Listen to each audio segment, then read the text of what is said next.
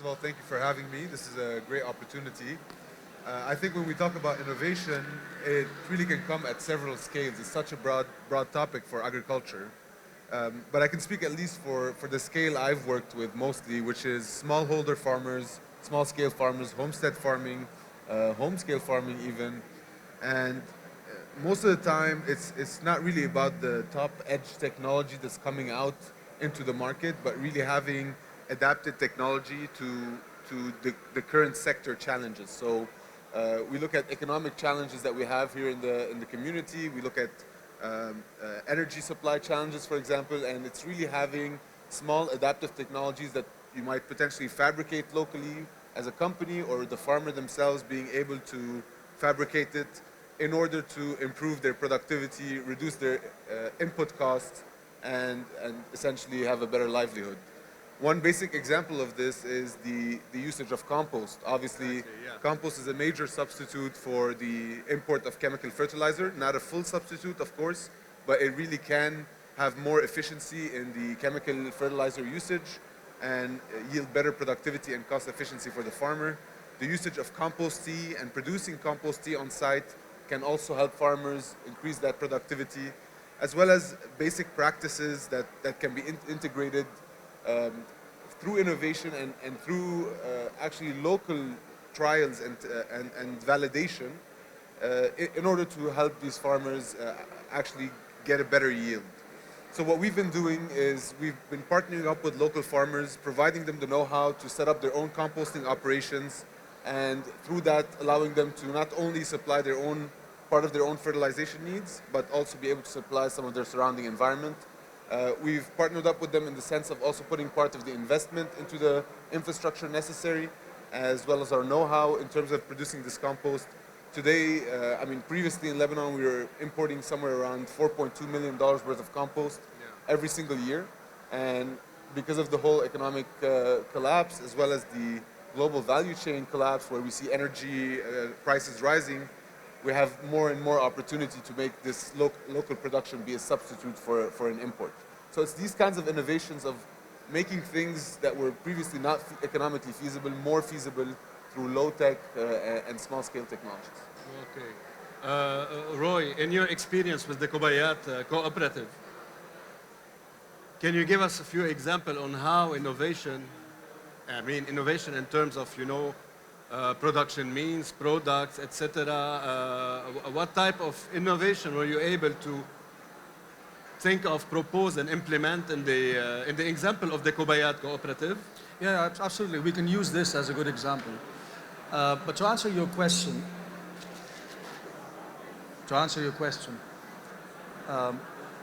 innovation is not only about technical capacity. In my experience, and in the context of the Qobayat cooperative and the community at large at Qobayat, it was an innovative approach to financing.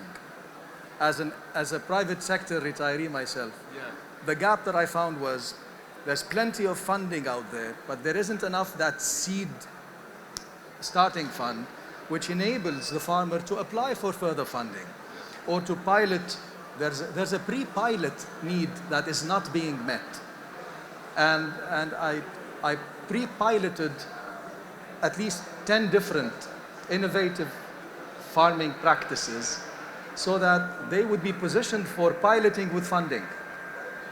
Okay, I see. At the level of proof of concept, right? So that is the investment that the private sector can make. It is an impact investment. There's no return to be expected from it. It is a very small investment. Every private sector actor should be expected to do this in their communities, so that the right ones have proven to themselves that they should be applying for further funding and for technical support.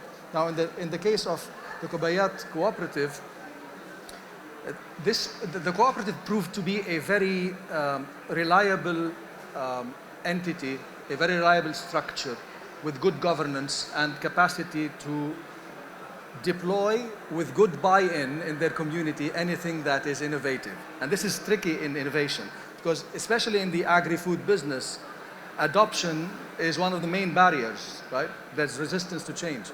So they proved to be very reliable. So I helped them only with technical support to apply for funding, and thanks to programs from Berytech, they were able to successfully, so far, pilot an import substitution for animal feed that relies on hydroponics for water management and solar energy for energy management and for sustainable operation.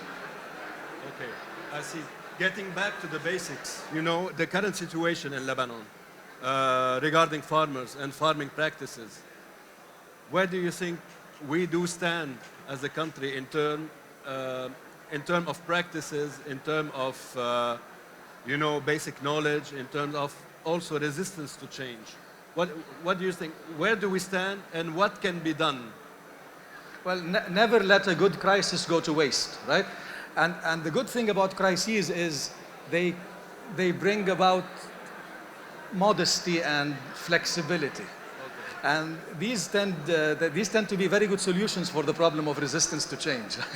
and we're seeing a number of those manifestations in our communities. People are more open to trying new things because they know that the old things have not sustained themselves in the face of crisis. It's easy to do well when everything is good, right? So when the crisis hit, they were not ready. The systems were not resilient. So now enough people are realizing that this is the case and that they are more willing to be open to new practices. Okay, Mark, taking the example of compost, what was your experience in, disseminating the culture, the information, the change of practice? Were you facing very rough challenges? Where are you at now? What do you think can be done in order, at policy level, at meso level, and also at the level of the communities? So definitely, when we look at farmers as a whole, a very small portion actually relies on compost. Yeah. The 4.2 million I mentioned, that's a very small portion compared to the 52 million that were imported in chemical fertilizers. In addition to the use of raw manure as a common traditional practice, which doesn't have anything wrong with it necessarily, but it also lacks a certain opportunity for productivity and substituting chemical fertilizers. With that, there's very few farmers today relying on compost, and as a result, the heavy reliance on chemical fertilizer has resulted in an impoverishment of the soil. So we're constantly taking a certain nutritional composition out, organic matter particularly, and we're only putting back a chemical fertilizer to supply the plants. This is resulting in a very impoverished and susceptible soil that's constantly degrading and resulting in higher costs on the farmer. A degraded soil requires more water because it can retain less water. It will require more pesticides and fungicides because it has less natural immunity from biological activity. And unfortunately, these are things that are still being developed and quantified, where for the farmer to buy into them, they really have to have seen the result with their own eyes. Exactly, yeah. And of course, scientific data behind it is necessary for them to have a calculated investment into compost compared to chemical fertilizer that is very systematic and dosed, and where you see compost being more as a 3-year plan where you see results, a long-term sustainability, a holistic input where when we look at energy consumption, labor intensity, things of that sort, we're overall saving.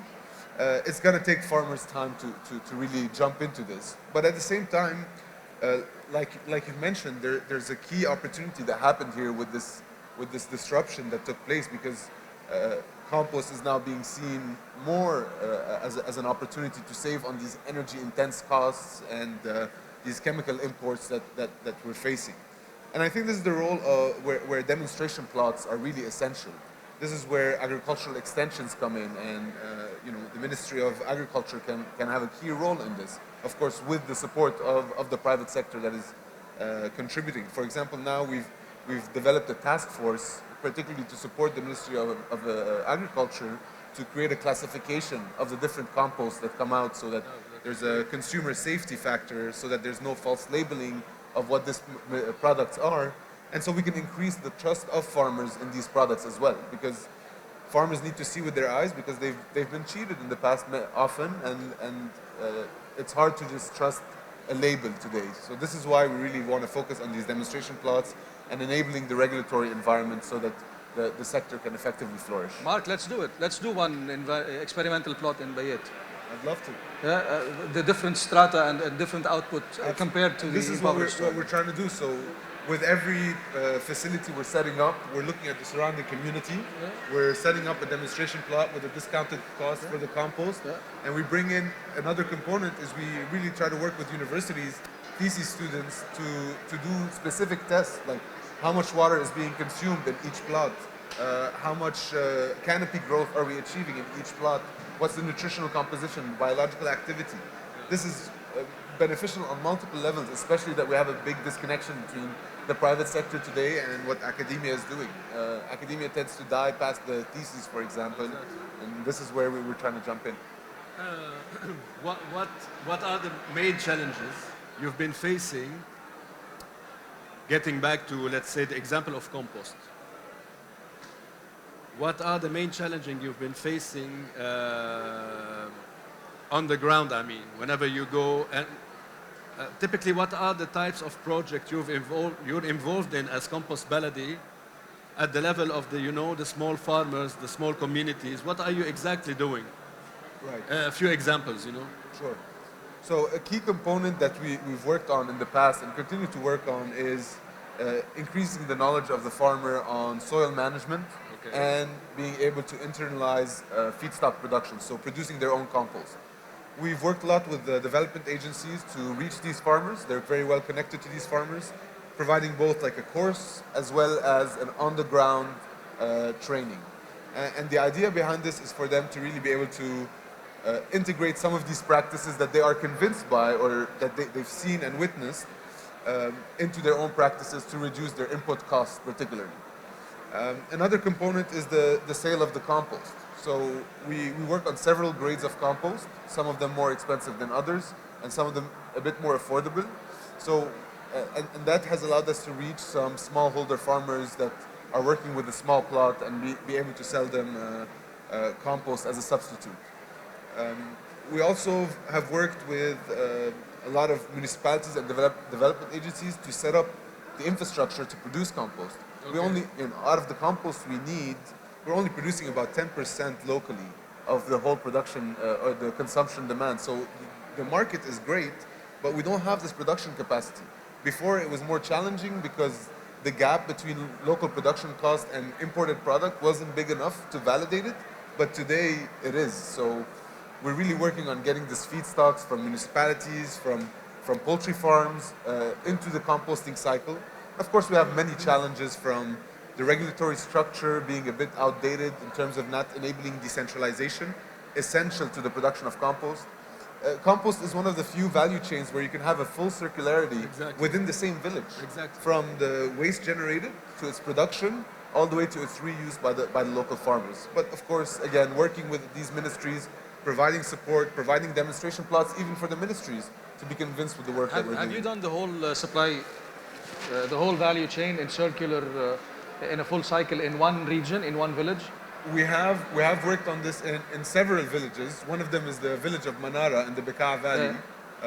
And currently we're working with a project with RMF, René Mawad Foundation, for particularly the hotels. So essentially taking the food waste coming out of the hotels in touristic areas, bringing it back to composting operations, and then the compost itself going to the producers that are selling those hotels with a certain discount concept to really push the economic stimulus of these small farmers while also supplying them with a lower cost feedstock. Well, that's a great business model. Yeah, that's great, something to work on. Getting back to the innovation and the project you've been working on with the Qobayat cooperative related to animal fodder, practically, the hydroponic fodder. Just about, the idea, how it came to life, specifically in Akkad. Oh, that's easy. Second,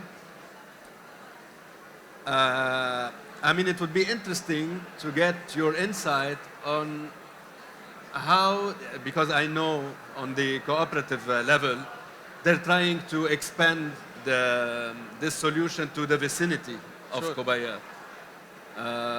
How was it done? I know this is something extremely new to the farmers. telling them this is, this is a plate of fodder instead of the regular fodder they've been getting for their for their cows. And how was the initial reaction to, the output of milk, the cost, this is something if you'd like to share, it would be great. Obviously, we're still in experimental phase, right? Yeah. However, and we're about to pilot, basically. Very soon, yeah. But how it started is I went one day and wanted to buy some meat.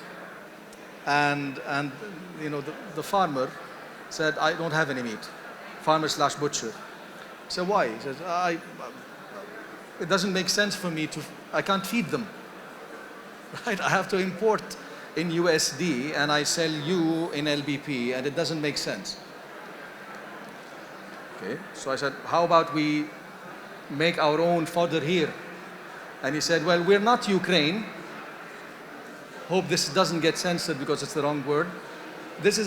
We don't have planes. We can't replace wheat providers. We can't be a wheat provider. I said, okay, fine. Let's think vertical. Let's think, I don't know, technology. So the first thing that came to mind was plant Paulonia trees and add to the mix shredded, this is vertical farming, right? The shredded leaves, this can constitute up to 30% of any feed mix. So I'm starting, this is one of the things that I'm, pre-piloting. If it proves worthy of piloting, then it's up for grabs, right? The second thing is the hydroponics. Did some research and found that we could sell to the farmers at cost plus 20% to sustain this. And I don't want it to be a purely private sector initiative because, it'll become about money eventually, right? Exactly, yeah. But this is a crisis response exercise now. If the private sector wants to pick up on it, and fine, they can scale it. But we got the commitment of 5 farms to have a control group and experiment group among their cows, because they have no other choice. That's the good thing about the crisis, right? I said, hold on, don't kill your cows yet, don't sell them off. I mean, keep those 5. We will feed them at cost plus 20%, which is less than half what they're spending right now on feed. It's a win-win, so that's why we have the commitment. Yeah, that's great. I mean, at the level of the cooperatives, it could be scaled, This type of solution can be scaled across Lebanon. That would strengthen resilience in these times. I mean, in terms of farming and innovation, and since you're the expert. No. I mean, yeah. But what type of similar solution, could you foresee that could help farmers, achieve a certain level of sustainability in these times? Are you working on something? Do you have something in mind? Is there some kind of practice that should be done on the top of your mind? I mean, obviously, it has to be a circular solution from seed to fork. Yeah. And so far, we're still importing seeds, right? So that element is going to remain there for many, many years until we have a solution for it. And we might never have a solution. So we need to factor that cost into anything we do, right? One of the good solutions to mitigate part of the exposure is what you're doing. If we can have a full cycle of waste, ecotourism waste, right? Then consolidation, composting, and then back to farming, and have that factored into the total expense revenue of the cycle at local level. So, for instance, the price of meat in that village, right? So the price of meat in that village cannot be more expensive than it needs to be because it's being subsidized by the compost produced by the restaurants, right? That kind of thing, right? So some sort of social regulation. And if it can be piloted in one place and it proves successful with some tweaking, then it's ready for scale up and adoption. That's great. Start small. Yeah, I Right? know. Do it in a contained environment, see what happens. Exactly. Well, Mark, on the policy level, what do you think should be done in order to facilitate agricultural or innovation integration into agriculture? What needs to be done in terms of framework, in terms of policies, in terms of regulations, etc.? No, I think one of the first things we can look at is the extension services. Essentially, the Ministry of Agriculture has a department in each CASA or governorate where there's a representative, a small team that provides basic support for smallholder farmers that are predominantly about advisory. If you think about it, farmers today get most of their knowledge from inheriting that knowledge, learning it from a neighbor, or the input supplier who has a personal interest of supplying you a certain product, which in some cases is fine, but farmers need to have better access to transparent knowledge that is unbiased. And this knowledge really can come from cooperatives. And those cooperatives are active here and there, but can be really much more improved and homogenized in terms of productivity across the different casas. And their role is really to bring in those good agricultural practices and these small cost-saving practices that allow the farmers to have, we're always looking, when we're talking about extension support or cooperative support, at reducing input costs, mitigating risk in their productivity, being up to date with the latest management practices of pruning, of cropping, of green manures, any kind of activity that farmers need to understand to reduce their input cost and get with the innovation. And even when I first quit, doing environmental consulting, I started farming. Actually, I had a small project called Honest Mark, and I really needed access to this knowledge. And I went to these services, and I was amazed that the knowledge base these people had, but really lacked the resources to get to the farmer, to host these workshops, to actually engage these farmers. And many farmers are actually ready to take their advice because they see it as an unbiased, pure intended advice. Similarly, the research institute, the LARI, or any kind of agricultural research institute should really be more reinforced to go beyond research to dissemination and providing access. Already one part is being done, but I think on a policy level, you can really focus much more in strengthening the smallholder farmers. Whether bringing in different farming practices, like the pre-cut vegetables that we saw, or the microgreens, or all kinds of vegetable production practices, to actual cropping methods. So it's really got to come from a ministry strategy to a disseminating force that is the extension services. Yeah, definitely. I totally understand. I mean, what we mean to do, and what we intend to do, and what we strive to do at Berytech is building capacity at the level of the small farmers. We have multitude of programs now, trying to empower them, trying to build capacity on different levels in terms of know-how, practices, dissemination of information, funding. But I mean, as we were discussing, this should be done on a much higher level in order to have, a common policy, strengthening the whole sector, fostering innovation into the sector. And because in these times, definitely, this is what is needed. The only direction, as far as I'm concerned, is succeed while you're small, but succeed so well that you grow, and then policy will have to follow suit, or else it will become irrelevant. Definitely, yeah. But I mean, somewhere you need this framework in order to be empowered and to have some sort of vision for the few years to come. So thank you very much. Thank you. Mark and Roy. I don't know, you want to add something, Mark? I just wanted to mention that, as we go from a smallholder farmer to companies like ours that are working directly with smallholder farmers, what really enables us to deliver better impact are those communities that we're part of. So, Berytech is one of those communities. The COOP cluster, for me, was a great connection to different suppliers of machinery. it really allows us to optimize and overcomes the barrier of having the years of experience in the sector. So that's one thing that I think we can also strengthen to really bring out the whole value of the sector. Yeah.